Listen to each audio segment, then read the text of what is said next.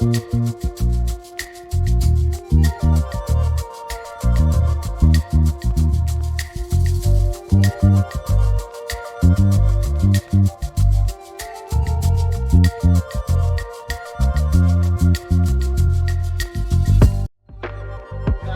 है science versus silence. तो हम आज जो मॉडर्न साइंस है और उस मॉडर्न साइंस से हमें क्या लाभ मिल रहे हैं और कैसे नुकसान हो रहा है, लाभ कम नुकसान ज्यादा, और जो साइलेंस की पावर है जिसको हम मॉडर्न साइंस की वजह से भूलते जा रहे हैं, इसके बारे में ये सेमिनार का टॉपिक रहेगा। स्टार्ट करने से पहले 2 मिनट हम ध्यान करेंगे, मेडिटेशन। सबको सीधे बैठना है। मैं आपको मेडिटेशन का एक ऐसा तरीका बताऊंगा जो आपको अपने लाइफ में किसी भी मोड़ पे कभी भी कोई समस्या आती है हमेशा काम में आएगा। सीधे बैठ के, गर्दन सीधी, सिर सीधा, पीठ सीधी, आपको भ्रुकुटी के बीच में यहाँ पे ध्यान लगाना है। मस्तक के बीच में भ्रुकुटी होती है, 2 आंखों के बीच में यहाँ पे ध्यान लगाना है। आकाश में जैसा स्टार चमकता है वैसा छोटा सा स्टार यहाँ चमक रहा है, ऐसा इमेजिन करना है आपको। मन में अलग अलग विचार आएंगे, उन विचारों के पीछे भागना नहीं है, सिर्फ एक ही थॉट होना चाहिए, मैं आत्मा भ्रुकुटी के मध्य में चमकता हुआ सितारा हूं, स्टार हूं। बाकी कोई भी थॉट नहीं। जितने भी थॉट्स आ रहे उनके पीछे भागना नहीं है, माइंड को पूरा कंसंट्रेट करना है भ्रुकुटी के बीच में। कोई भी व्यक्ति, कोई भी पदार्थ, कोई वस्तु याद नहीं आना चाहिए। घर पे जो नई बाइक खरीदी है, गाड़ी खरीदी है, वो भी याद नहीं आनी चाहिए। चाचा, काका, मामा, ताऊ, फैमिली मेंबर्स, टीचर्स, कोई भी याद नहीं आना चाहिए। दोस्त, सिर्फ मैं आत्मा स्टार हूं, भ्रुकुटी के मध्य में चमकता हुआ सितारा हूं।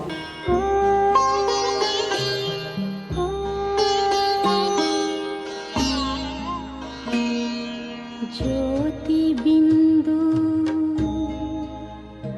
परमात्मा से है मेरी आत्मा, अब चल कर ले मिलन। परमानंद का अनुभव कर, ओ परमानंद का अनुभव कर, तू धन्य बना जीवन। ज्योति बिंदु परमात्मा से है मेरी आत्मा, अब चल कर ले मिलन। अब चल कर ले मिलन, अब चल कर ले मिलन। जिनका मन बीमार है, माइंड इज अनहेल्दी, वो लोग इधर उधर देखना, बंदर की तरह इधर उधर बातें करना, दांत निकालना, बाकी सारे सिंसियरली बैठे थे 95%। Very good. तो आज के टॉपिक के ऊपर आते हैं। तो ऐसे रोज अपने आप की चेकिंग कर सकते हो आप। 2-3 मिनट शांत बैठ के हमें पता चल जाता है कि मेरा मन बीमार है या मेरा मन स्वस्थ है। शरीर की बीमारी के लिए बहुत सारे डॉक्टर बैठे हुए हैं दुनिया में, लेकिन आज मन छोटे बच्चे से लेके बूढ़े तक सबका बीमार हो रहा है। टेंशन, डिप्रेशन, स्ट्रेस, एंजाइटी, रात को नींद नहीं आना, अलग अलग प्रकार के मनोविकारों से पीड़ित हो रहे हैं। उसका मूल कारण क्या है कि मॉडर्न साइंस में फंस गए हम और साइलेंस की पावर को भूल गए। ये मॉडर्न साइंस जो है इसकी जो पावर है, ये मॉडर्न साइंस की पावर, आज हमारे हाथ में मोबाइल आ गए, कंप्यूटर आ गए, हमारे हाथ में अलग अलग इलेक्ट्रिकल इक्विपमेंट्स आ गए, और उन सब की वजह से हमारी जो बुद्धि है वो स्थिरियम हो रही है, या बुद्धि और भटक रही है? क्या हो रहा है? भटक रही है, बुद्धि एकाग्र नहीं हो रही है। तो ये जो मॉडर्न साइंस के जो साधन है, इनके हम पूरी तरीके से आसक्त हो चुके हैं, हैबिचुएटेड। ऐसी आदत लग गई है हमें कि उसकी वजह से हमारी मन और बुद्धि की शक्ति डिस्चार्ज हो रही है। जो एनर्जी है हमारी, वो डिस्चार्ज होती जा रही है। जैसे मोबाइल की बैटरी डिस्चार्ज होती है, तो रोज आप चार्जिंग करते हो ना उसको बिना भूले, दिन में 2 बार भी चार्जिंग को लगाते हो। वैसे जो आत्मा की बैटरी है, हमारे माइंड एंड इंटेलेक्ट की जो पावर है, जिसको बोलते हैं हम मनशक्ति, आत्मशक्ति, आत्मबल, मनोबल, विल पावर, वो हमारी कमजोर होती जा रही है। और विल पावर कमजोर होने की वजह से आज ऐसी ऐसी चीजें हो रही है। पढ़े लिखे इंजीनियर्स, डॉक्टर, वकील, आईएएस ऑफिसर्स सुसाइड कर रहे हैं, आत्महत्या। उनके पास बहुत पैसा है, गाड़ी बंगला सब कुछ, तन की शक्ति है, धन की शक्ति है, लेकिन मन बीमार है। एक पावरफुल मन जो है ना, वो कमजोर शरीर को कैरी कर सकता है। क्या बोला? Strong mind can carry weak body, but strong body cannot carry weak mind.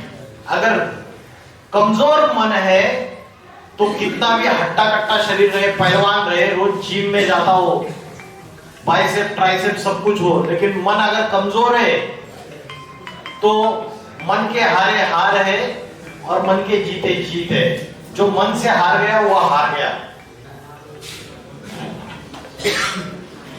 Bhagavad Gita में बोला है, मन जीते सो जगत जीत, इंद्रिय जीते सो जगत जीत। आज 90% युवा पीढ़ी इन साइंस के जो साधन है इसके अधीन हो चुकी है पूरी तरीके से।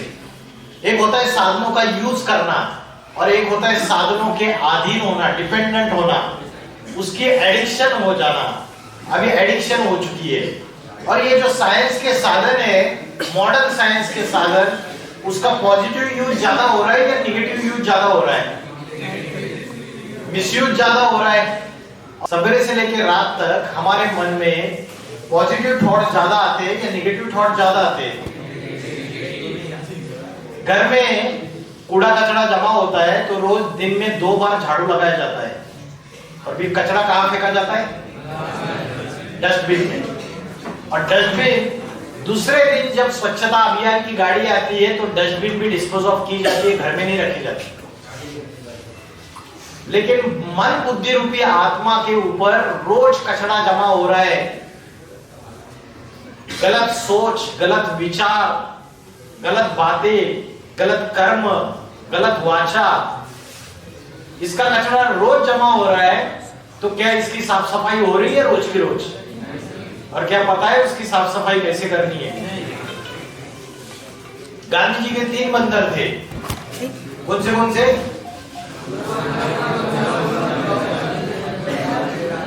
बुरा मत देखो, बुरा मत सुनो और बुरा मत बोलो। और हम क्या करते हैं? रोज बुरा देखते हैं, बुरा कहते हैं, गालियां भी देते हैं। दोस्त को बुलाना भी है तो गाली देके बुलाएंगे, और बुरा सुनते भी है कानों से। और चौथा बंदर है, बुरा सोचते भी है। तो ये सारा का सारा कचरा जमा हो रहा है।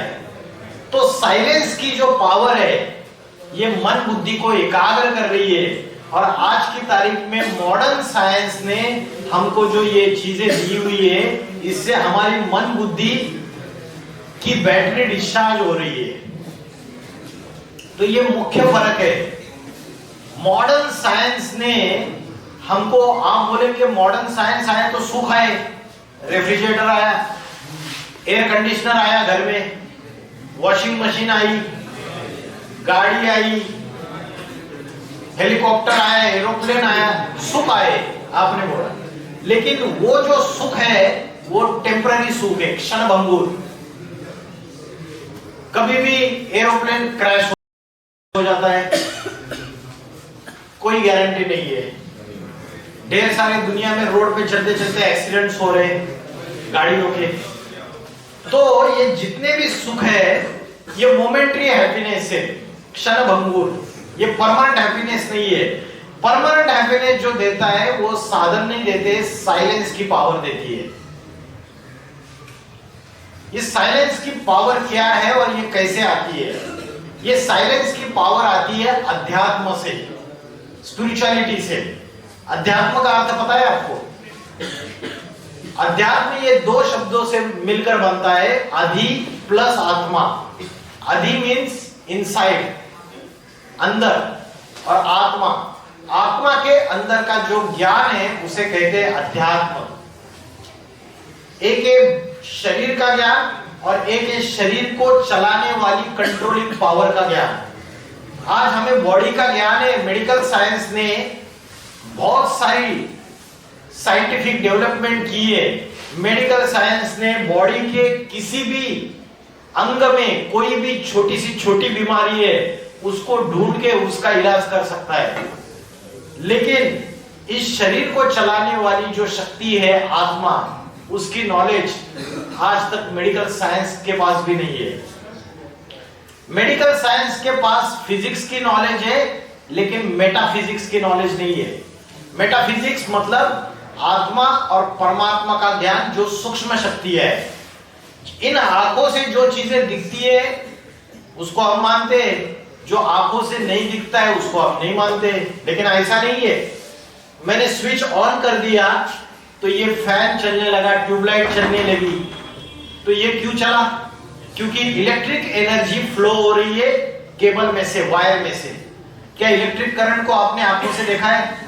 नहीं देखा, फिर भी उसका एग्जिस्टेंस आप साइंटिफिक एक्सपेरिमेंट्स के अनुसार एक्सेप्ट करते हो। वैसे ये आत्मा जो है इन आंखों से दिखती नहीं है लेकिन आत्मा का अनुभव कर सकते हैं प्रैक्टिस से। Practice makes man perfect. आत्मा का अभ्यास किया जा सकता है भ्रुकुटी के बीच में, ऐसी ट्रिमेंडस पावर है। जो मेटाफिजिक्स है ये सूक्ष्म चीजों का ज्ञान है, वाइब्रेशन का ज्ञान है। वाइब्रेशन की पावर समझते हो? वाइब्रेशन की पावर वो पावर है, आपकी वायरलेस टेक्नोलॉजी फेल हो जाएगी। यहाँ पे बैठा हुआ है राजू और उसका फ्रेंड संजू अमेरिका में बैठा हुआ है। वो संजू पीछे बड़े बाल वाला, ये वाला, ये देखो इधर, हाथ ऊपर करो, ये संजू। राजू और संजू दोनों फ्रेंड्स है और संजू अमेरिका में चला गया पढ़ लिख के, बड़ा ऑफिसर बन गया। और राजू मोबाइल से ट्राई कर रहा है उसको, और मोबाइल का नेटवर्क फेल है, तो संजू से कांटेक्ट नहीं हो पा रहा है। लेकिन अगर राजू सच्चे दिल से, सच्चे मन से संजू को याद करता है, संजू अमेरिका में, और संजू को टचिंग हो जाती है कि जरूर मेरे फ्रेंड राजू ने याद किया होगा, दिल में घंटी बजने लगी, है ना? हो सकता है, हो सकता है क्या संजू? पॉसिबल है। ये वाइब्रेशन की पावर है, ये सूक्ष्म तरंगों की पावर है। जैसे वायरलेस कम्युनिकेशन पॉसिबल है, टेलीपैथी, ट्रांसमिशन ऑफ कम्युनिकेशन, वैसे transmission of thoughts from one mind to another mind, एक मन से दूसरे मन के विचारों का आदान प्रदान, विदाउट एनी वाचा, वाणी से कुछ बोलने की जरूरत नहीं है, डायरेक्ट कनेक्शन। कभी अनुभव किया लाइफ में? हुआ है किसी के साथ ऐसा? कुछ नहीं हुआ अभी तक। अरे दिल वाले दुल्हनिया ले जाएंगे देखा है शाहरुख खान की फिल्म में? शाहरुख खान काजोल को मन में सोचता है पलट, वो ट्रेन पकड़ रही होती है और वो पलट जाती है। ये वाइब्रेशन की पावर है, ये सूक्ष्म तरंगों की पावर है।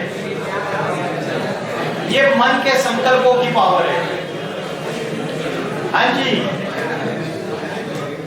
तो ये जो वाइब्रेशन की पावर है, ये साइंस के जो साधन है वो भी फेल हो जाएंगे, उससे भी पावरफुल वाइब्रेशन की पावर है। चाइना में एक जो रिसर्च किया गया उसमें यह पता चला, problematic internet use in Chinese adolescents and its relation to psychosomatic disorders. आज जितने भी मनोविकार और जितनी भी मन की समस्याएं, छोटे छोटे बच्चे भी बोलते हैं, उसको पूछा ना, अरे क्यों नहीं आया था कल, तो बोलेगा अरे कल मैं डिप्रेशन में था। छोटे छोटे बच्चों को भी डिप्रेशन आने लगा है। तो ये जो साइकोसोमैटिक डिसऑर्डर्स है, मनोविकार है, उसका कारण प्रॉब्लमेटिक इंटरनेट यूज है। एक जो चिल्ड्रन हॉस्पिटल के साइकेट्रिस्ट है, उन्होंने एक रिसर्च पेपर में बताया, अगर इंटरनेट का एडिक्शन है तो लो ब्रेन एक्टिविटी है, और इंटरनेट का अगर नॉर्मल यूज है तो हाई ब्रेन एक्टिविटी है। तो आज हमें अपने आप को चेक करना है, हम इंटरनेट का एडिक्शन तो नहीं हो चुके हैं, एडिक्टेड तो नहीं हो चुके हैं हम इंटरनेट के। China is the first country who declared addiction of internet as a disease. ये एक रोग है। और Facebook manipulated 6,89,000 users emotions for science. क्योंकि आज हम जो देखते हैं वैसे ही हमारी इमोशनल हेल्थ बनती है। आपने अगर कोई वायलेंस वाली वेब सीरीज या मूवी देख ली तो आपके मन के अंदर भी वायलेंस आ जाता है, घर में जोर जोर से चिल्लाना चालू कर देते हैं छोटी छोटी बातों पे। तो बुद्धि जो है, ये जो सोशल मीडिया है, फेसबुक है, व्हाट्सएप है, इंस्टाग्राम है, टिकटॉक है, ये जो भी इंटरनेट के गूगल में चीजें हम देखते हैं वैसे ही हमारा इमोशनल हेल्थ बन रहा है। हम जो देखते हैं, अपने बुद्धि को जो फीड करते हैं, उसका डायरेक्ट कनेक्शन हमारे इमोशनल हेल्थ से कनेक्टेड है। एम आई राइट और wrong? Direct impact of social media on our emotions. Pay less attention to yourself and pay more attention to your soul.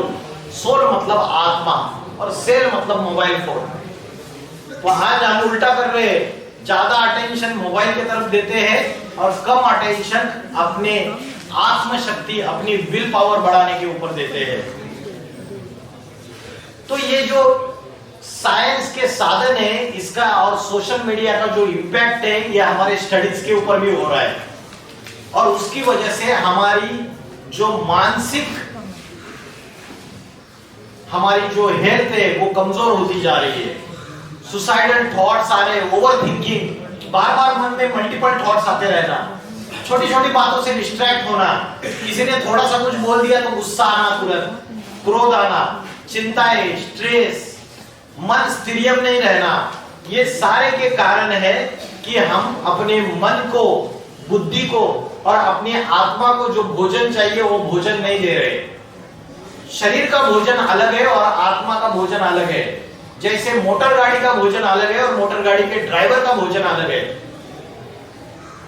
शरीर का भोजन कितने बार लेते हो दिन में बताना पड़ता है, और आत्मा का भोजन क्या है?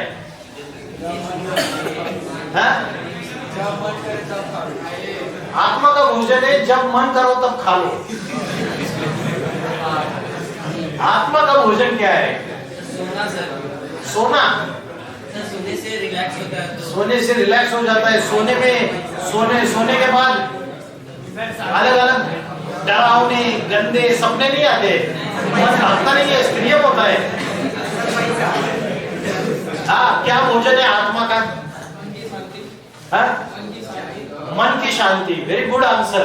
लेकिन मन की शांति प्राप्त करने के लिए हमें भोजन चाहिए योग और आध्यात्मिक ज्ञान। ज्ञान और ध्यान, ये आत्मा का भोजन है। ध्यान मतलब योग और दूसरा है ज्ञान। कौन सा ज्ञान? आप कौन से क्या स्टडीज कर रहे हो आप? कॉमर्स, साइंस, कॉमर्स और आर्ट्स, साइंस भी है। तो आत्मा का जो भोजन है वो ज्ञान मतलब फिजिक्स, केमिस्ट्री, इकोनॉमिक्स और अकाउंट्स का नॉलेज नहीं है, उसका ज्ञान नहीं है, हिस्ट्री, ज्योग्राफी का। ये जो ज्ञान है ये आध्यात्मिक ज्ञान है, स्पिरिचुअल नॉलेज। जब अच्छे विचार रोज मन में आएंगे तो निगेटिव थॉट्स भाग जाएंगे। समझ में आ रहा है? वेस्ट थॉट्स भाग जाएंगे। हम रोज पॉजिटिव थॉट्स अपने अंदर लेते ही नहीं है। 24 घंटे में हम 1 घंटा भी आत्मा का भोजन के लिए नहीं देते हैं। पूरा का पूरा समय हम अपने शरीर के लिए देते हैं। बॉडी की जो इंद्रिय है और उन इंद्रियों को जो रिक्वायरमेंट्स है, जो इच्छा है वो पूर्ति करने में। बढ़िया बढ़िया रसगुल्ला खाना है, गुलाब जामुन खाने हैं, तो देह के इंद्रियों के जो सुख है उसमें बुद्धि लगी हुई है हमारी। लेकिन शरीर को चलाने वाली जो कंट्रोलिंग पावर है उसमें हमारी बुद्धि नहीं है। आज और एक एडिक्शन युवा पीढ़ी में है, वो है वीडियो गेम।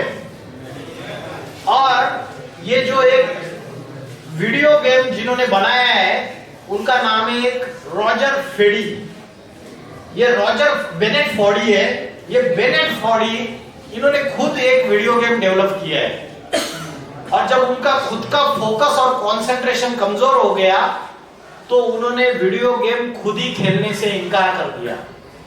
मतलब आज जो अमेरिका, यूरोप में जो कचरा तैयार हो रहा है वो हम यूज कर रहे हैं और वो लोग थोड़ी देर के बाद समझ रहे ये तो कचरा है, ये तो डस्टबिन है, इसको फेंक दो।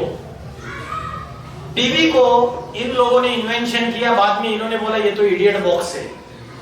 आज हम रात को 2-2, 3-3, 4-4 बजे तक जागकर वो गंदे गंदे वेब सीरीज, उसमें सेक्सुअलिटी, क्राइम, रोमांस, ये सारी चीजें बुद्धि में डालते हैं और सो जाते हैं।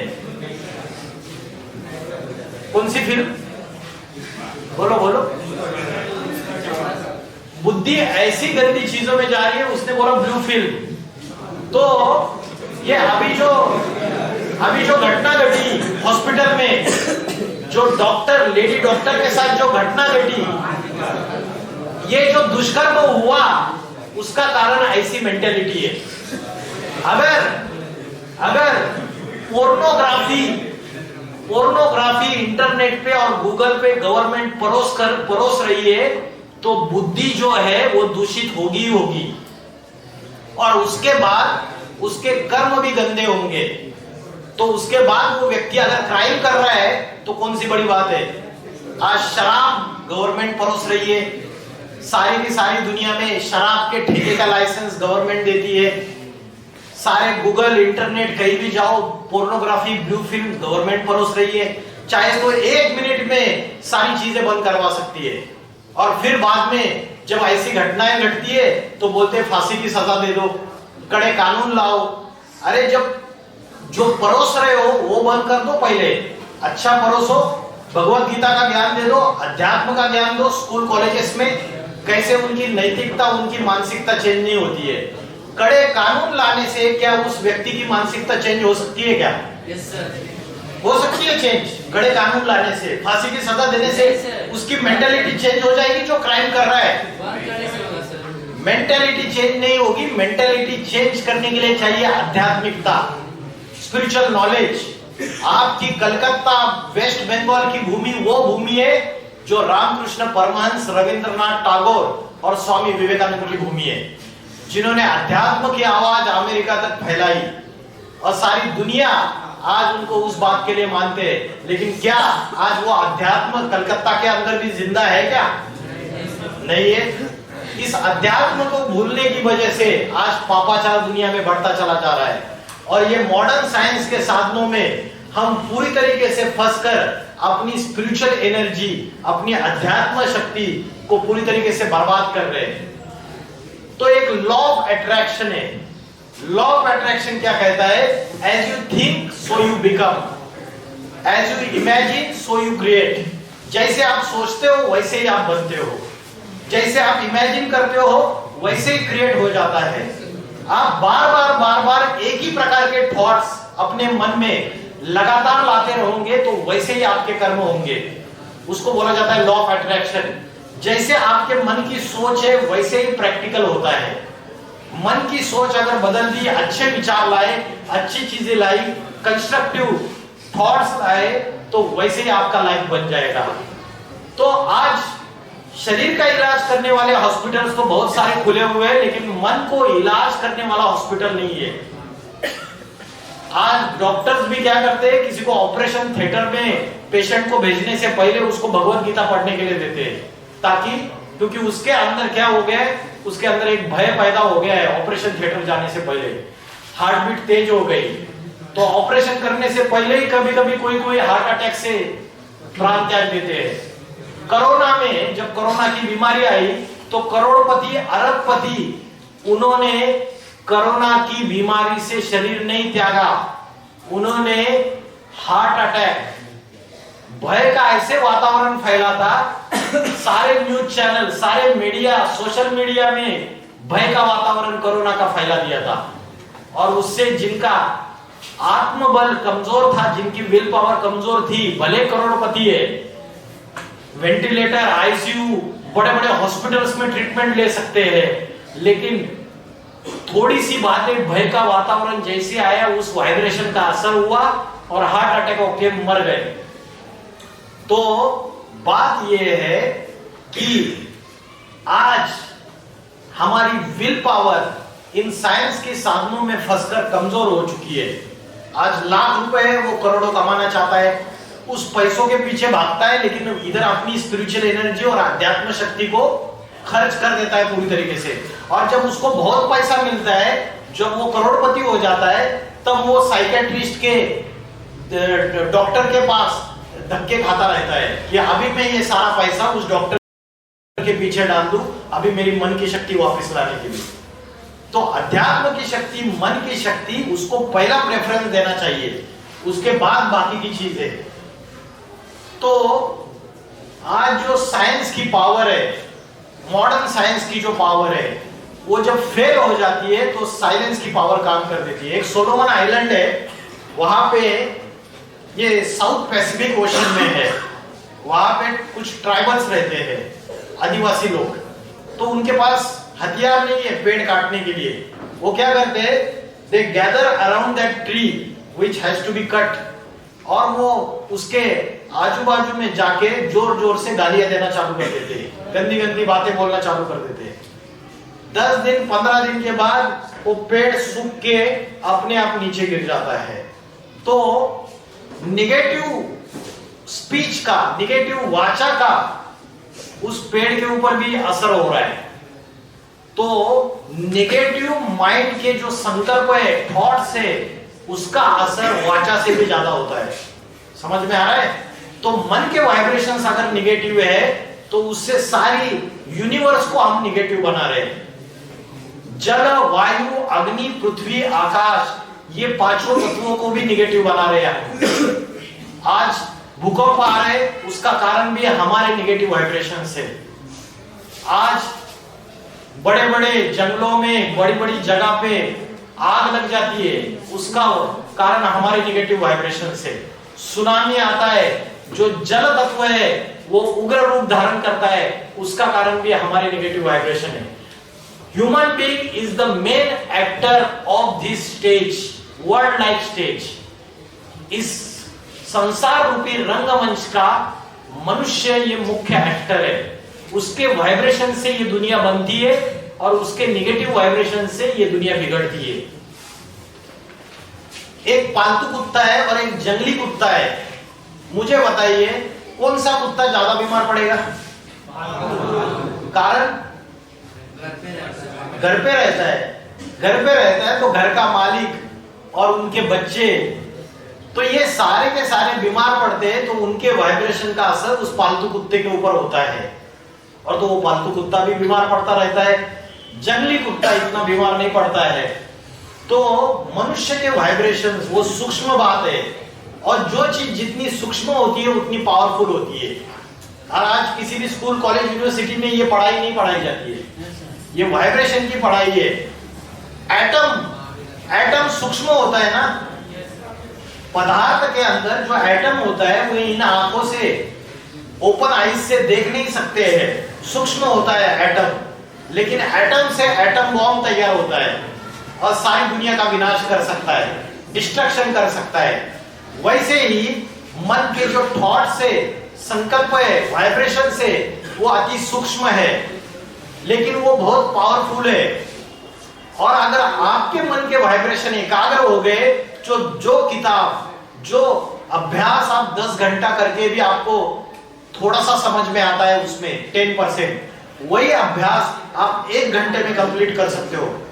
1 घंटे में 10 चैप्टर्स को आप रिवाइज कर सकते हो, 10 चैप्टर्स का स्टडी कर सकते हो और आपकी मन बुद्धि में वो एक्यूरेटली फीड हो जाएगा और कभी भूलोगे नहीं लाइफ में।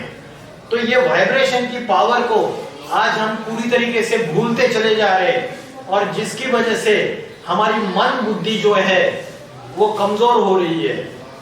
लॉ ऑफ अट्रैक्शन कहता है quit talking, quit complaining about other people. हम परचिंतन करते रहते हैं कि फलाना ऐसा है, फलानी वैसी है, वो वैसा है, ये ऐसा है। परचिंतन पतन की जड़, स्वचिंतन उन्नति की सीढ़ी। Quit talking and complaining about other people. Law of attraction कहता है Stop focusing on the problems. हम क्या करते हैं, मेरे जीवन में ये समस्या है, लाइफ में ये प्रॉब्लम्स है, उसके ऊपर फोकस करते हैं, लेकिन उसके जो सॉल्यूशंस है उसके ऊपर फोकस नहीं करते हैं। और तीसरा है Stop focusing on how to get the results. हम कर्म के आउटकम के ऊपर, रिजल्ट के ऊपर, कर्म के फल के ऊपर ज्यादा आसक्त होते हैं।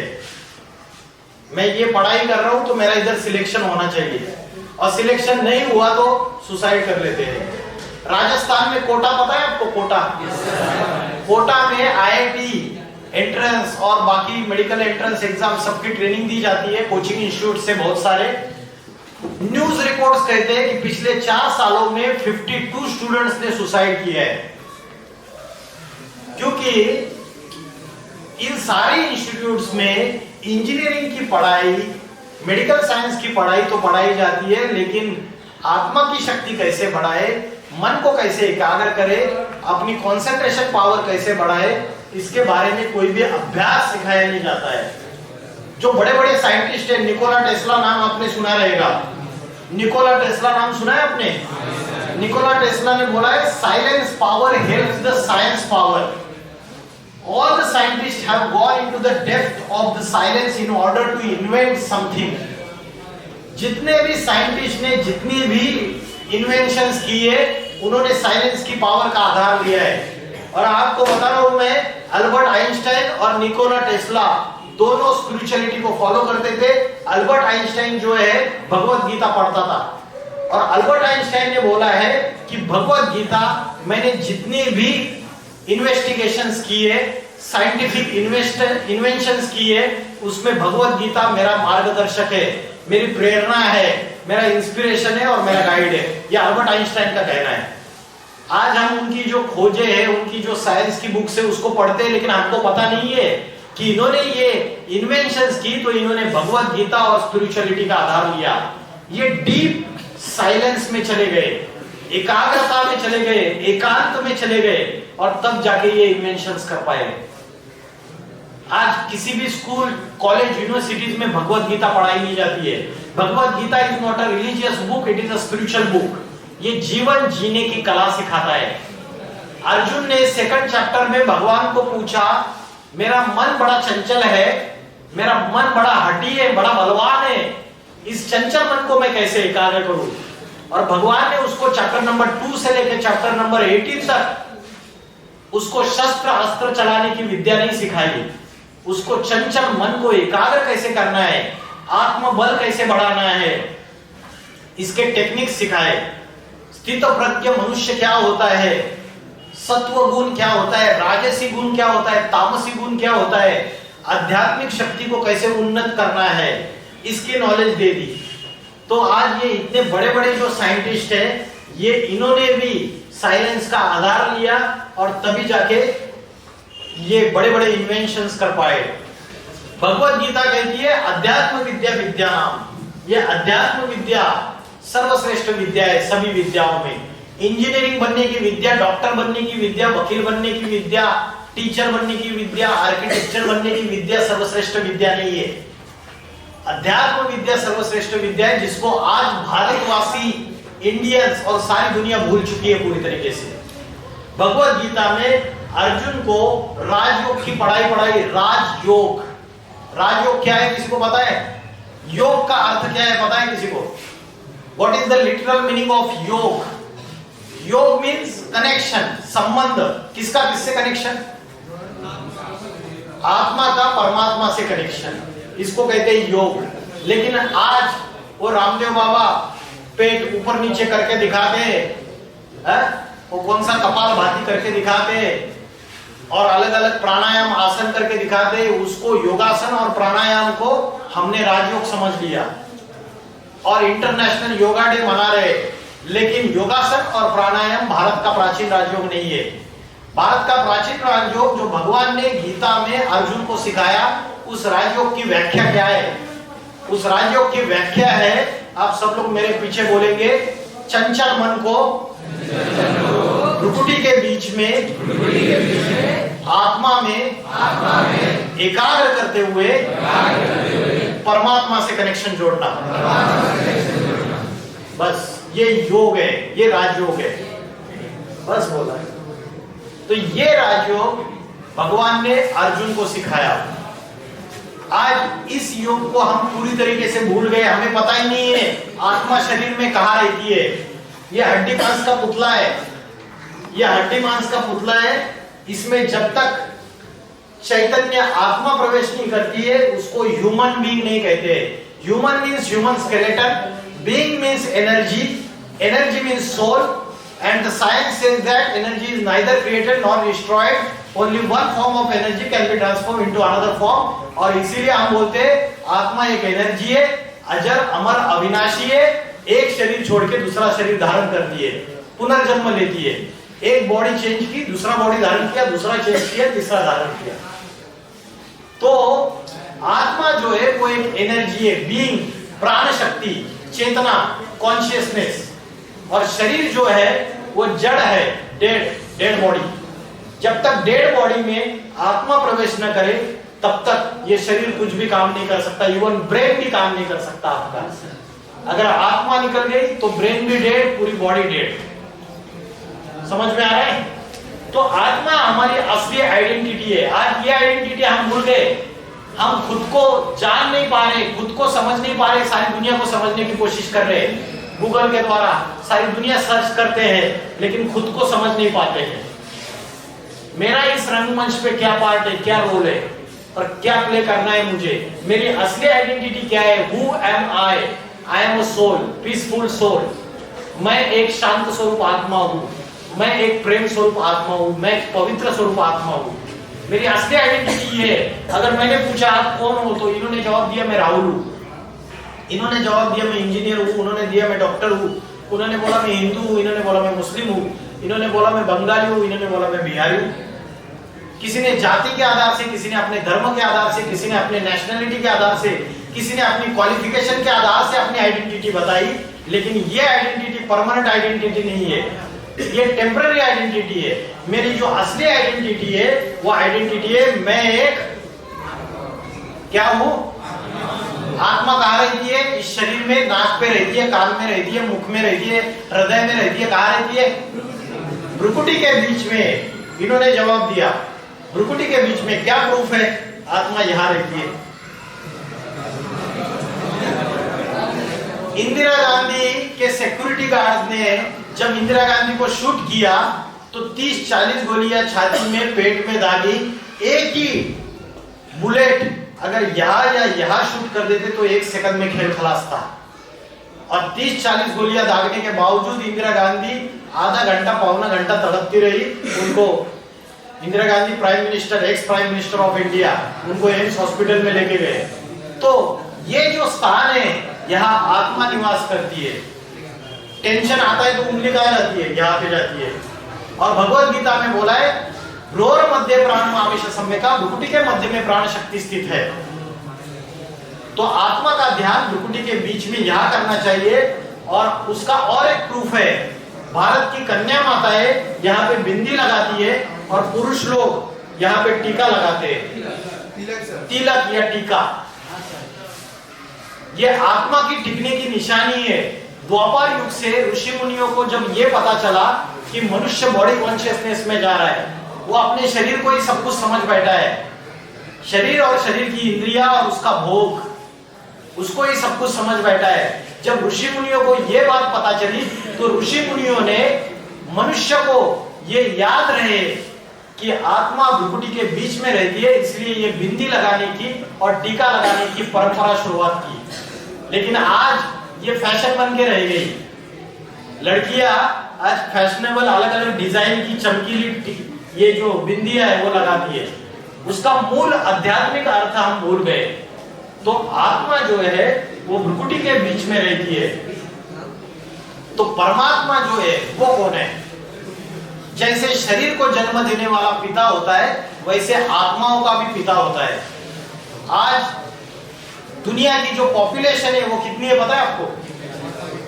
8 बिलियन, 800 करोड़ हो चुकी है। 800 करोड़।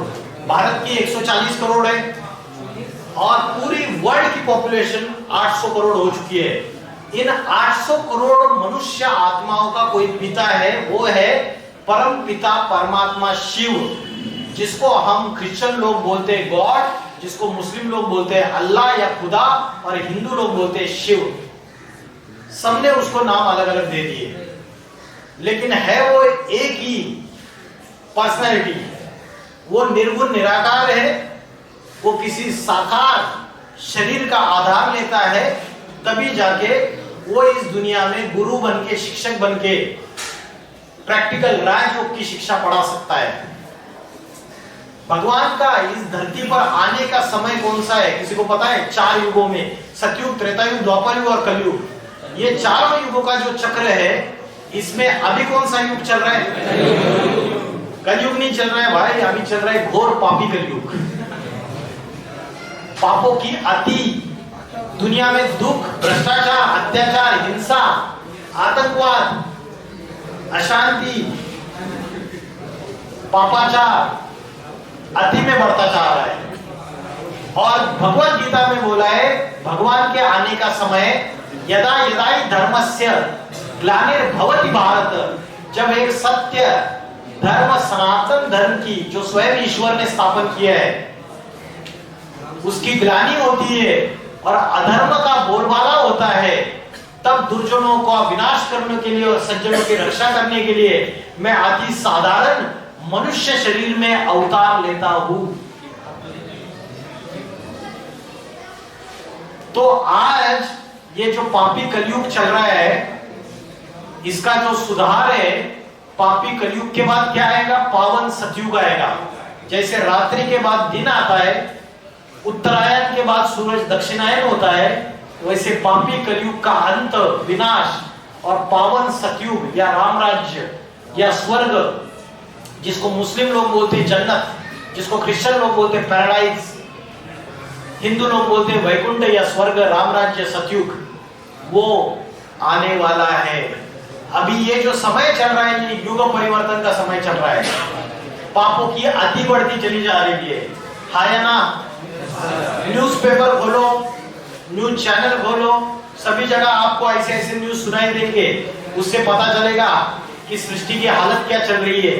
धर्म आपस में लड़ाई झगड़ा कर रहे हैं, जाति जाति में झगड़े हैं, देश आपस में लड़ाई झगड़ा कर रहे हैं, राज्य आपस में लड़ रहे हैं। अभी सारी दुनिया तीसरे विश्व युद्ध के कगार पे खड़ी है या नहीं है? 3rd world war. रशिया और यूक्रेन की वार पिछले 2 साल से चल रही है। इजराइल, पैलेस्टाइन, ईरान और कौन सा? सीरिया में भी अभी सिविल वार चालू हो गए। तो सारी दुनिया अभी तीसरे विश्व युद्ध के कगार पे जाके खड़ी हुई है। दुनिया में अशांति बढ़ती चली जा रही है और ऐसे समय परमात्मा शिव इस सृष्टि पर अवतार लेते हैं और परमात्मा शिव इस सृष्टि पर अवतार लेके इस सृष्टि में राजयोग की शिक्षा पढ़ाते हैं। ये राजयोग की शिक्षा क्या है? ये राजयोग की शिक्षा है, चंचल मन को भ्रुकुटी के बीच में एकाग्र करते हुए परमात्मा को कनेक्शन जोड़ना, ये राजयोग है। इसका अभ्यास करने का सबसे अच्छा समय कौन सा है पूरे दिन में? ब्रह्म मुहूर्त का समय, सूरज उगने से पहले सवेरे 4 बजे उठ जाइए, आधा घंटा मन को एकाग्र कीजिए भ्रुकुटी के बीच में, और 1 घंटा रोज स्पिरिचुअल नॉलेज, आध्यात्मिक ज्ञान। अच्छे विचार सुनेंगे तो बुरे विचार भाग जाएंगे। अच्छे थॉट्स लेंगे रोज, यूट्यूब चैनल पे अच्छे अच्छे, इंटरनेट पे अच्छे अच्छे स्पिरिचुअल वीडियोस है, उसको सुनिए, उससे भी माइंड में परिवर्तन होगा। तो ब्रह्मचर्य, इसके 4 पिलर से राजयोग का जो आसन पे ये व्यक्ति बैठा हुआ है, इसके 4 पिलर से पहला पिलर क्या है? ब्रह्मचर्य मतलब सेलिबसी, मतलब सेल्फ कंट्रोल, इंद्रियों का कंट्रोल और मन का भी कंट्रोल। आज हमारी इंद्रिया कंट्रोल में है क्या? हमारे नहीं। आँख को बोला वो चीज नहीं देखनी है तो भी आँख उधर जाती है, कान को बोला वो गलत बातें सुननी नहीं है तो भी कान सुनते हैं। तो सारी इंद्रियां हमारी चंचल हो चुकी है, कंट्रोल में नहीं है। तो ब्रह्मचर्य माना पवित्र कर्म, पवित्र वाचा और पवित्र विचार, मन की भी पवित्रता, वाचा की भी पवित्रता और व्यवहार की भी पवित्रता। और दूसरा क्या है पिलर?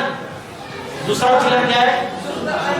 शुद्ध अन्न। जैसे खाओगे अन्न वैसे बनेगा मन, और जैसे पियोगे पानी वैसी होगी वाणी।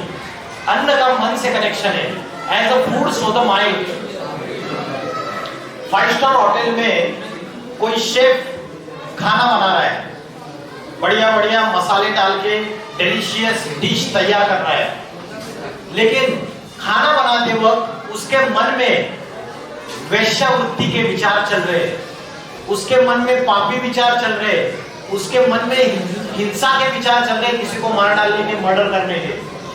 तो उसके आंखों से, उसके हाथों से जो वाइब्रेशन निकल रहे हैं वो अन्न के ऊपर असर करेंगे या नहीं करेंगे?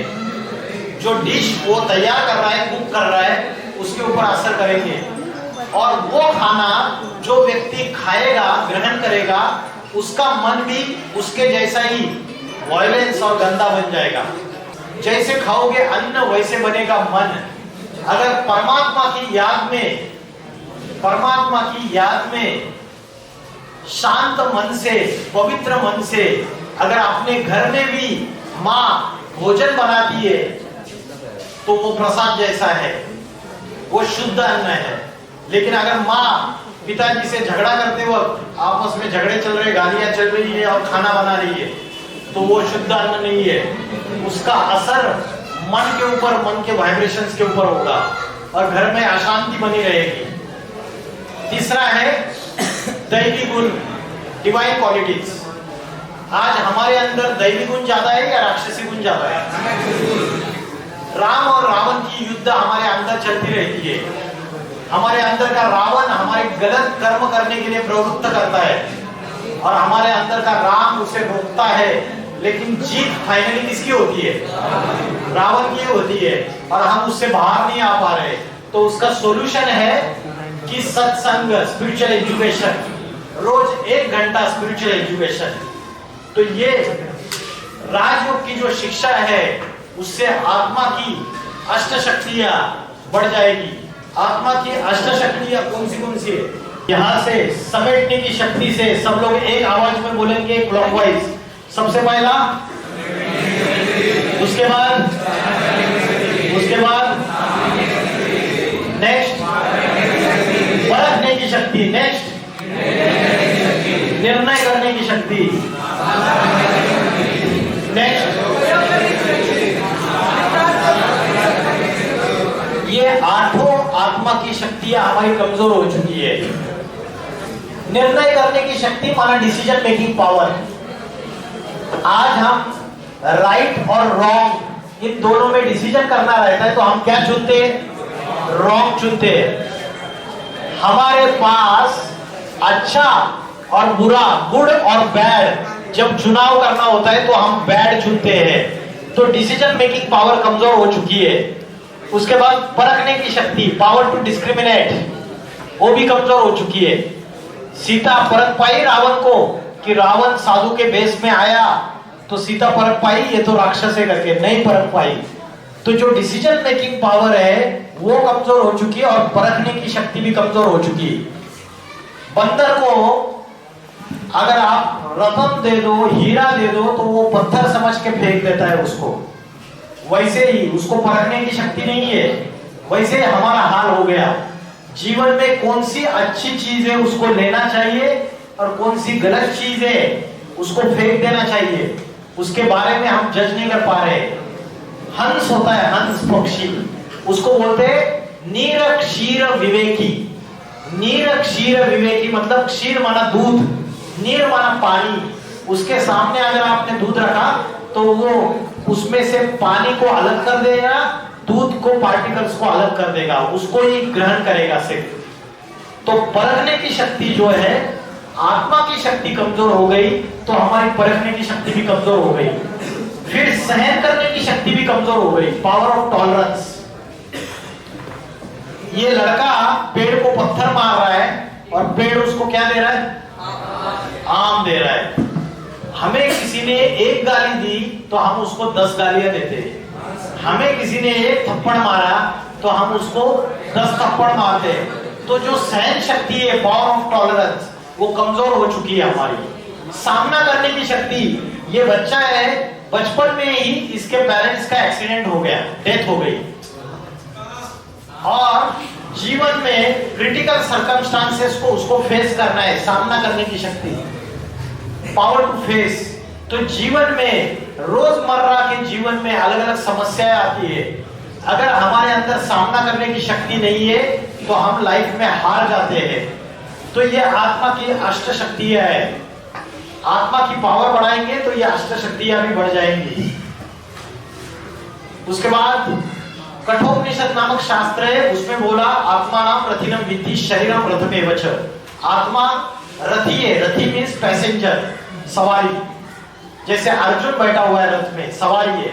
शरीरम रथमेव च, शरीर रथ है, गाड़ी। बुद्धि तुम सारथी विद्धि, बुद्धि ड्राइवर है। मन प्रग्रह में वच, मन लगाम है। इंद्रियानी हयानाहु, और इंद्रिय घोड़े हैं। आज हमारे इंद्रिया रूपी घोड़े भाग रहे हैं, चंचल है। मन रूपी लगाम ढीला हो चुका है और बुद्धि रूपी सारथी वो भी कमजोर हो चुका है। ड्राइवर अगर दारू पिया हुआ है तो गाड़ी गड्ढे में लेके जाएगा। तो वैसे हमारा बुद्धि रूपी जो ड्राइवर है वो भी कमजोर हो चुका है। तो आज ये आत्मा की शक्ति कमजोर होने की वजह से हमारी विल पावर कमजोर हो चुकी है। आत्मा की शक्ति कमजोर होने के कारण आत्मा के 3 मुख्य शत्रु है। There are 3 enemies of the soul. आत्मा के 3 मुख्य शत्रु कौन से हैं? आत्मा के 3 मुख्य शत्रु कौन से संजू? आत्मा के 3 मुख्य शत्रु, हाँ जी, भगवत गीता में बोला है काम, क्रोध और लोभ, ये तीनों नरक के द्वार खोलने वाले हैं। काम का अर्थ क्या है? हाँ हाँ, नहीं, विषय वासना, इसको काम बोलते हैं। तो काम, क्रोध और लोभ, लोभ माना लालच, ग्रीड, ये तीनों आत्मा के शत्रु है। और आज सब में कम ज्यादा परसेंटेज में ये शत्रु विद्यमान है, और उसी की वजह से आत्मा की बैटरी डिस्चार्ज होती है, और उसी की वजह से आत्मा की शक्ति क्षीण होती जा रही है। तो ये सामने जो चित्र दिख रहा है आपको, ये 4 युगों का चित्र दिख रहा है। सतयुग, त्रेता युग, द्वापर युग और कलयुग। जो कलयुग का लास्ट समय है, जिसको हम बोलते हैं संगम युग। क्या बोलते हैं? ये 100 इयर्स का समय है। ये 100 इयर्स का समय है। ये युग ट्रांसफॉर्मेशन का समय है, युग परिवर्तन का। पापी कलयुग से पावन सतयुग, झूठ खंड से सचखंड। जो कलयुग है वो झूठी दुनिया है। आज कलयुग में झूठ बोलते हैं। हम खुद भी दिन में कितनी बार झूठ बोलते हैं, अपने आप को चेक कर सकते हैं। तो झूठी दुनिया से सच दुनिया का जो ट्रांसफॉर्मेशन है, वो ट्रांसफॉर्मेशन सिवाय परमात्मा के कोई नहीं कर सकता। आज का पॉलिटिकल लीडर, आज का चीफ मिनिस्टर, प्राइम मिनिस्टर, वो इस सृष्टि का युग का परिवर्तन नहीं कर सकता। पापी दुनिया को खत्म करके पावन दुनिया नहीं ला सकता। आज का क्रिकेट प्लेयर विराट कोहली, आज का फुटबॉल प्लेयर, आज का सेलिब्रिटी आमिर खान, शाहरुख खान इस दुनिया का परिवर्तन नहीं कर सकते।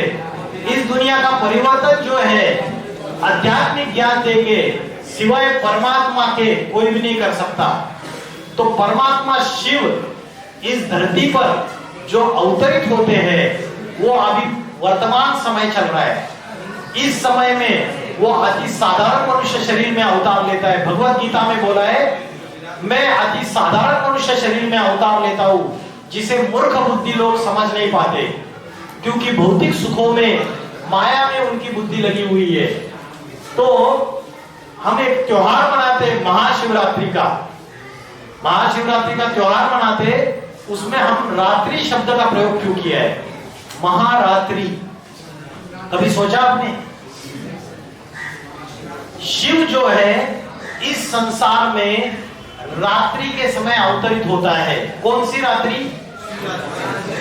कलयुग रूपी रात्रि। ये कलयुग रात्रि के समान है, क्योंकि रात्रि में पाप होते, चोरी डकैती गंदे काम, ये रात्रि में होता है। और पापी कलयुग में भ्रष्टाचार, अज्ञान, अंधकार, पापाचार बढ़ जाता है। इसलिए ऐसे पापी कलयुग के रात्रि के समय, मतलब वर्तमान समय, भगवान शिव आकर ब्रह्मा, विष्णु, शंकर के द्वारा इस सारे सृष्टि के परिवर्तन का ज्ञान सुनाते। हम क्या बोलते, गीत क्या गाते? गुरु ब्रह्मा, गुरु विष्णु, गुरु देवो महेश्वर, गुरु साक्षात परब्रह्म। तो जरूर भगवान कभी तो गुरु बन के, टीचर बन के आया होगा इस धरती पर। तो कब आया और उसने कब आके गुरु बन के शिक्षा दी? तो कलयुग का अंतिम समय जो वर्तमान समय है, उस समय वो आया। ये जो कल्पवृक्ष आपको दिख रहा है, आपका जो बनियान ट्री है ना कलकत्ता में, ये बनियान ट्री जो है, ये कल्पवृक्ष जो है, इसका बीज स्वयं ईश्वर है। वो बीज, उसको शंकर बोलो या उसको मुस्लिम लोग आदम बोलते हैं, first man of the world. Christian लोग उसको बोलते हैं, क्या बोलते हैं? Adam, Adam first man of the world. सारी सृष्टि का विनाश हो जाएगा, कलयुग का विनाश हो जाएगा, तो कोई एक कपल बचेगा। जो एक कपल बचेगा उसको हिंदू लोग बोलते हैं शंकर पार्वती, आदिदेव आदिदेवी। मुस्लिम लोग बोलते आदम और हव्वा, क्रिश्चियन लोग बोलते एडम और ईव, जैन लोग बोलते आदिनाथ आदिनाथिनी। तो वो first man and first woman of the world, उनसे कलयुग का विनाश होने के बाद नई युग का शुरुआत होती है, जहां सुख, शांति, आनंद, प्रेम का राज्य रहेगा। वहां कोई भी 5 विकार नहीं होंगे, काम, क्रोध, लोभ, मोह, अहंकार। वहां पापाचार नहीं होगा, वहां सुख ही सुख का राज्य होगा। तो ये जो कल्पवृक्ष दिखाया है, ये सनातन धर्म है। और ये अलग अलग जो ब्रांचेस है, उसके जो शाखाएं, ये अनेक अनेक धर्म है, मुस्लिम, क्रिश्चियन, बौद्धी, सन्यासी, आर्य समाजी, सिख। तो ये पूरा वृक्ष अभी तैयार हो चुका है। और जब वृक्ष पूरा तैयार होकर जड़ीभूत हो जाता है, पूरा वृक्ष पुराना हो जाता है, तब परमात्मा शिव फिर से इस सृष्टि पर अवतार लेते हैं और फिर से पापी कलयुग का विनाश और पावन सतयुग की स्थापना। ये 100 साल का समय है, संगम युग, कलयुग का अंत और सतयुग की शुरुआत। ये 100 साल के समय में भगवान स्वयं अभी आ चुके हैं साधारण मनुष्य शरीर में। और भगवान इस दुनिया का विनाश करते हैं या मनुष्य खुद इस दुनिया का विनाश करता है? मनुष्य खुद इस दुनिया का विनाश करता है, क्योंकि मॉडर्न साइंस जो है हमें डिस्ट्रक्शन की तरफ लेके जा रहा है। मॉडर्न साइंस कहां लेके जा रहा है? डिस्ट्रक्शन की तरफ। उसका क्या प्रूफ है? क्या प्रूफ है उसका? आज छोटे से छोटे देश के पास atom bomb, nuclear bomb, atomic weapons है। रिमोट कंट्रोल का एक बटन दबा दिया तो 1 सेकंड में सारी दुनिया खलास हो सकती है। ये एटॉमिक पावर, ये न्यूक्लियर पावर जो है, ये छोटे से छोटे कंट्री के पास है आज की तारीख में। नॉर्थ कोरिया जैसा छोटा सा देश, किम जोंग उसका प्रेसिडेंट है, वो अमेरिका जैसी महासत्ता को धमकी देता है न्यूक्लियर पावर के आधार पे। तो आज सारी दुनिया थर्ड वर्ल्ड वॉर के कगार पे खड़ी है। देश, धर्म, जाति आपस में लड़ाई झगड़ा कर रहे हैं, और ऐसे समय शिव अति साधारण मनुष्य तन में आके ब्रह्मा द्वारा स्थापना, नए सृष्टि की स्थापना, नए युग की स्थापना, शंकर द्वारा पुरानी पापी कलयुगी सृष्टि का विनाश, और जो नई दुनिया आएगी सतयुग, उसकी विष्णु द्वारा नारायण और लक्ष्मी का राज्य आएगा, उसके द्वारा पालना। तो ये तीन कार्य स्वयं करता है। ये सृष्टि का चक्र घूमता रहता है। जैसे विंटर के बाद समर आता है, समर के बाद फिर से रेनी सीजन आता है, दक्षिणायन के बाद सूरज उत्तरायण होता है, रात्रि के बाद दिन आता है, वैसे पापी कलयुग के बाद पावन सतयुग, फिर से त्रेता युग, द्वापर युग, कलयुग। अभी ये सृष्टि के चक्र का अंत फिर से निकट आ चुका है। मनुष्य ने मॉडर्न साइंस के आधार पे अपने विनाश के, महाविनाश के साधन तैयार कर लिए। तो अगर न्यूक्लियर वार हुआ, तीसरा विश्व युद्ध हुआ और एटम बॉम्ब का एक्सप्लोजन हुआ, तो अर्थ का टेम्परेचर इंक्रीज हो जाएगा। अर्थ का टेम्परेचर इंक्रीज होने से क्या होगा? नॉर्थ पोल और साउथ पोल में जो बर्फ के पहाड़ है, ग्लेशियर्स, वो पिघल जाएंगे, मेल्ट हो जाएंगे, और उससे क्या होगा?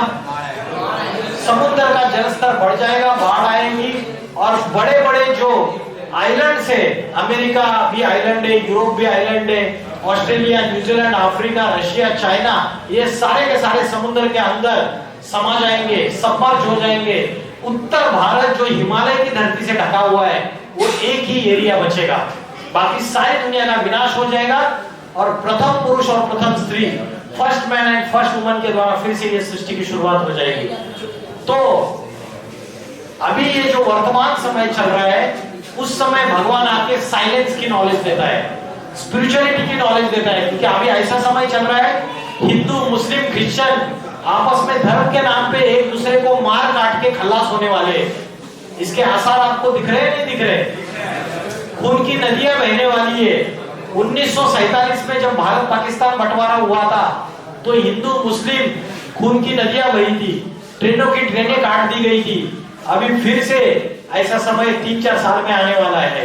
अभी ट्रेलर चल रही है, धर्मों में आपस में दुश्मनी बढ़ती चली जा रही है। ये पॉलिटिकल लीडर्स उसका फायदा उठा रहे और भड़का रहे, धर्मों के बीच में और झगड़ा लगा रहे। तो ऐसा समय है, ये सृष्टि के विनाश का समय है।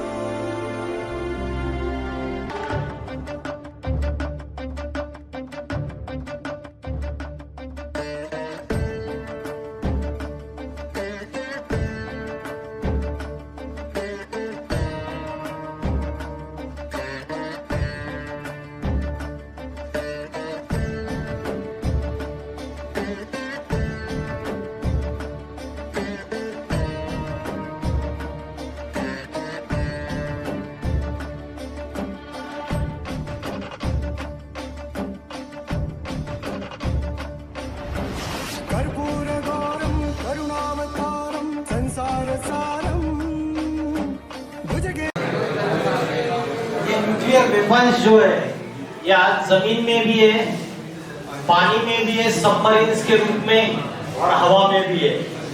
इंटरकॉन्टिनेंटल मिसाइल्स भी है आज सारे देशों के पास।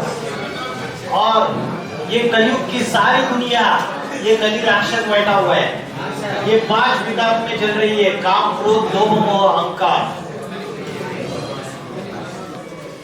जैसे कोई पेशेंट डेथ बेड पे होता है, लास्ट ब्रीथ ले रहा है, तो उसको वेंटिलेटर पे बिठाया जाता है, वैसे ये सारी दुनिया अभी अंतिम सांसें गिन रही है।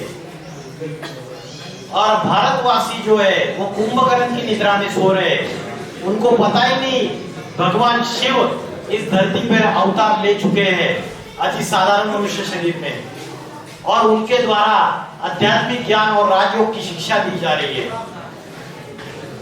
कलयुग का अंतिम समय जब होता है तो बड़े बड़े जो भविष्यकार है उनकी भविष्यवाणियों में एक बात कॉमन है। नॉस्ट्राडेमस नाम सुना है आपने? नॉस्ट्राडेमस, किरो, किट, एंडरसन, जुर्बन, अभी इन्होंने बोला भविष्य मालिका, गोपीनाथ शास्त्री, कल्कि पुराण, इन सब ने एक भविष्यवाणी की है कि 21वीं शताब्दी में 21st सेंचुरी में उत्तर भारत से एक महापुरुष का अवतार होगा। वो योगियों का योगी होगा। वो आत्मा और परमात्मा का ऐसे रहस्य प्रकट करेगा, ऐसे आध्यात्मिक क्रांति लाएगा और ऐसा आध्यात्मिक संगठन स्थापन करेगा कि दुनिया में एक जाति, एक धर्म, एक भाषा, एक राज्य, एक राजधानी स्थापन करेगा। अनेक धर्मों का, अनेक जातियों का विनाश हो जाएगा और एक सत्य धर्म स्थापन हो जाएगा। लक्ष्मी नारायण का राज्य इस दुनिया में आ जाएगा। तो ये सृष्टि के परिवर्तन का समय अभी चल रहा है। उत्तर प्रदेश में फरुखाबाद जिले में कंपिल नाम का गांव है। वहां दीक्षित नाम के ब्राह्मण के घर में परमात्मा शिव का अवतरण हो चुका है और उनके द्वारा ये सृष्टि परिवर्तन का कार्य, ये आध्यात्मिक ज्ञान का कार्य पूरे जोर शोर से चल रहा है। परमात्मा जब आता है तो गुप्त रूप में आती, साधारण शरीर में आता है। हम उसको पहचान नहीं पाते, उसको सिर्फ ज्ञान के दिव्य नेत्र से ही पहचाना जा सकता है। जो ज्ञान वो आके देता है उस ज्ञान से हम उसको पहचान सकते हैं। Beginning, middle and end of the world, इसका सही नॉलेज सिर्फ उसके पास है, बाकी किसी के पास नहीं है। तो भगवत गीता में एक श्लोक आया है, जगत विपरिवर्तते, आई एम ट्रांसफॉर्मिंग दिस पापी कलयुग इनटू पावन Satyug in the reverse direction. विपरिवर्तते, वी माना विरुद्ध दिशा में, मैं इस पापी कलयुग का पावन सतयुग में परिवर्तन करता हूँ। मेरी अध्यक्षता में मैं इसका ट्रांसफॉर्मेशन करता हूँ। तो वो ईश्वर स्वयं आके कार्य कर रहा है। आज जितने भी बाबा, महाराज, गुरु, संत है वो सारे झूठे साबित होने वाले हैं और एक सच्चा सद्गुरु आया हुआ है। उससे ही सारी दुनिया की सद्गति होने वाली है और सारी दुनिया, सारे धर्म, चाहे हिंदू रहे, मुस्लिम रहे, क्रिश्चियन रहे, बौद्धी रहे, सन्यासी रहे, सिख रहे, नास्तिक रहे, सब उसके सामने झुकने वाले हैं। भारत विश्व गुरु बनेगा। इतना बोलकर मैं रुकता हूँ। ओम नमः शिवाय।